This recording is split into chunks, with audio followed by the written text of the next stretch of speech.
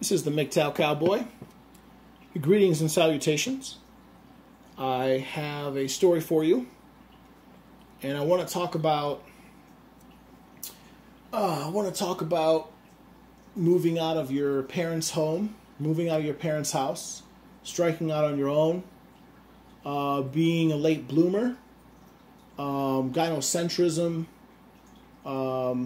being absorbed into the collective, or assimilating to the Borg, the feminist Borg, and just the pros and cons of living on your own. So here goes. Yeah, where am I going to start? Yeah. Okay, so I moved out of my home. I moved out of my parents' house first when I was 23. I moved to South Dakota. I lived in South Dakota for 5.5 years. Even though that was my first experience at living by myself. However, even though I was technically living by myself, I was still under the thumb of my father, under the authority of my father, because my father was financially supporting me. My father told me, Joe, I can help you, but you also have to start helping yourself. You have to start working. And I worked. I worked almost continuously. I worked at Subway. I worked at Wendy's, Burger King, McDonald's. I worked at McDonald's for 9 days. I'm gonna quit. I just wanted to flip burgers in the back. And they, man, another example of bait and switch. They're like, "Hey Joe, you gotta work the register." I was like, "Whoa!" When I was hired, I specifically stipulated I'm not willing to do that. I just want to work the back. And then he tried to pull this, you're a team player, right, Joe? Aren't you a team player? And I was like, "Nah, man, fuck this. No, I'm not doing it." He's like, "Well, you got it, Joe." I'm like, "No, actually, I do, Joe, but you got it." And I was like, "No, actually, I quit. Now tell me I got it." And that was probably one of the best times I ever quit a job. I worked at Burger King for, I don't know, 3.5 years. That was my major job there. Worked at Wendy's. Imagine me in my mid-20s working at Wendy's, I would work a semester and then take a semester off, and then work a semester and take a semester off. So I graduated late, but I didn't have any college debt.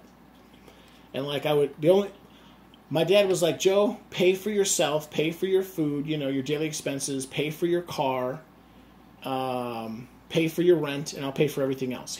I basically paid for all that, and he would pay for everything else, which was mostly my rent. I'm sorry, not my rent, my tuition.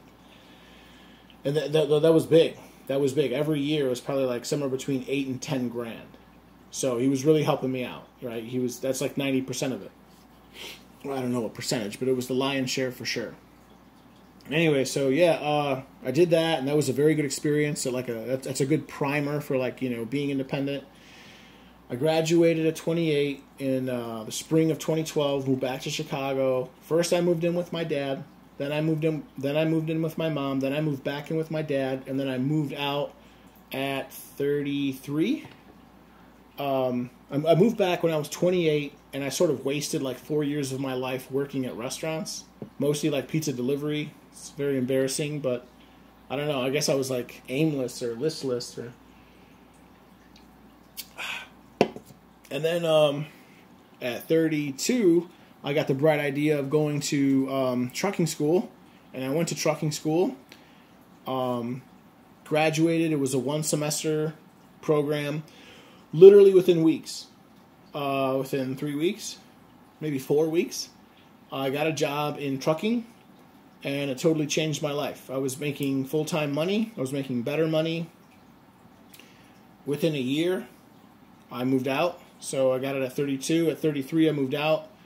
And just in very, very quick order, I moved out. I paid off all 4 of my credit cards. I paid off my car. I got my own place. Moved out of mommy and daddy's house. It was just great. However, there are pros and cons of living on your own, and I just want to address that for 2 or 3 minutes. and finish up the video. So here are the pros. Okay, it's there's nothing like, man, I remember like living with my dad for the last couple months. He so wanted me to get out on my own, and so did I. And but I wanted to, you want to look before you leap. You want to save up a couple checks. You want to, God, I remember, I swear to God, just another quick aside, word got out that I had gotten a good job. I remember a friend of mine who was significantly older, he was like in his 50s, hits me up for money. And I'm like, bro, what are you doing? What are you doing? I just got this job. This was like my second check. And he's hitting me up for money because he can't make rent. And I'm like, I helped him out. But like, he was not able to pay me back the money that I lent him on the day or within the time frame that he was supposed to help me out. And like, it turned into this big fight. It actually ended my friendship with him in the long run. And I just remember that, like, wow, that really, really made me sour about, like, that really contributed to me becoming like a misanthrope, or me becoming like a cynic. Like, I just started making a couple dollars, and I already have people who are not even related to me with their fucking hand out. Help me. And it's like, oh my God, how can I help myself? I'm just starting out. I'll never forget that. Anyway, but whatever, it was just whatever. So I move out anyway, and like, just the pros and the cons. Like, the pros are good. You come home and it's you. It's all you. You get your own place. You can walk around totally naked. With you're flapping in the breeze, and you can sleep naked. And if you didn't do the dishes that night, no one's gonna yell at you, and you gain this certain level of autonomy, and people aren't bugging you, and you're not running into, housemates, and you're not waiting for someone to use the bathroom, and, no, that's nice.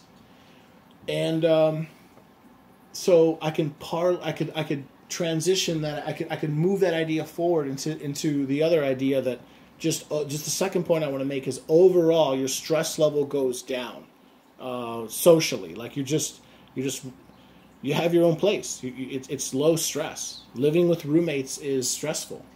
There will be conflict. And there's nothing like living on your own. Okay, let me touch for a second on some of the negatives. In fact, before I do that, let me take a swig here. So I moved out late. I very much was a late bloomer. I think a lot of people move out by their mid-20s. I can't really give an exact age. 22 or 24 or 26. Let's say, I don't know. I will be a little generous with myself. Definitely by 27 or 28, you should be moving out of your parents' house. And here are the negatives. Okay, there's just a certain level of responsibility. What do I mean by that? There's a certain level of responsibility you have to have. I have rent every month, and I have the cheapest rent that I have. Every single person I've ever spoken to, they always compliment me and say, Joe, wow, you have the lowest rent I've ever heard of. I pay $575 a month in rent. For the Chicagoland area, that's extremely cheap. And I pay like somewhere between $25 and $30 a month generally for electricity. That's it. Yeah, all other utilities are paid. So it's like basically $600 a month. It's really cheap. But that is in fact a level of responsibility that you have to maintain. It doesn't matter what happens. Come rain or shine. You need to come up with that money. So there's a level of responsibility that you need to maintain. Also, there's a certain level of loneliness. The second thing I would say is you're alone. I mean, if you don't have a wife or kids, it's you. Once you get home, it's all you. In my particular apartment complex, you're not allowed to have pets, or you are allowed to have cats, but you are not allowed to have dogs. And I always had dogs. We've never had cats. So, and in fact, I had a dog at the time, And so I had to give my dog to my dad. Unfortunately, since my dog has passed away, but I'm sure she's in a better place and she's not experiencing any pain, and so, I'm sure she's well wherever she is. Yeah, so the second thing I would say, there's a little bit of loneliness. And then, the last thing I would say, this is slightly off topic, but you come to realize that essentially, if you're a Mgtow type like I am, and I assume many of the people listening to this podcast are, you start to realize just how unwelcome you are among your friends and family that are not red pill. So what do I mean by that? Really what I mean is you become scorned. Maybe I was scorned, but I just didn't know it. I didn't realize just how bad it was until you move out on your own. I don't live 1,000 miles away. I live within 25 minutes of most of my friends and family. And yet most of them are, especially the family, are blue-pilled. And they really don't want anything to do with me. You effectively, once you go Mgtow, it becomes very stark, the realization that, like, even though you're geographically very close to them and they still associate with each other, you become persona non grata. Because and I'm not saying it should be this way, but right now it is this way. All of the social engagements are controlled by the women. All of them. The Sunday breakfasts at the place where they go for like eggs, and the summer, the barbecues, the summer barbecues, the family get-togethers, the family reunions and stuff like that. It's dominated by like the female, the sisterhood or something. Hold on, let me take a sip here. And frankly, you're just not welcome. And the backbone of these social engagements are these married couples, right? And so the woman dominates, and she basically decides like who's invited and who's not, and the women come together, and there's a consensus. And any of the men that are not, essentially, any of the men that are like red pill or Mgtow, they're just not invited. And the married men, they go along. They're in lockstep with their wives. And so you effectively become unwelcome. You become persona non grata is the term I like to use. And, so to recap, I mean, it's good and it's bad. My first experiences with living on my own was like when I was in college, when I was in university. And then I moved back and then lived for a couple years with my parents again, and then finally moved out. And now I've been living on my own now for 5 years. And, I've had, enough time has, a long enough duration has gone by where I realized that, I was among them when I moved back to Chicago after graduating because I had nowhere to go. But now that I have my own place, they could invite me. They could come see me. They all know where I live, but not really. You become scorned. Mgtow, red pill men. If you do not fall in line with the sisterhood, gynocracy, the feminist collective, you're gonna be a loner. You're gonna be a loner, and so what you got to do is you got to create your own network of friends. And I would say all my friends now are men, and all of them are either single or divorced. No, hands down.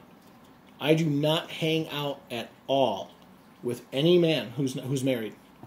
Every single man that I hang out with on a social level is either divorced or single or has never lived with a woman. And so, we just end up forming these like parallel societies. So I guess I'll leave it at that. That's just some observations I wanted to make about, growing up and moving out on your own and striking out on your own and what to expect, some of the disappointments you're going to face with family, some of the pros, some of the cons of living on your own. And Yeah, so I'll leave it at that. I'm sorry, I'm going long. Gentlemen, if you like my content, please like, please comment, please subscribe, and please share. All right, take care now. Mgtow up.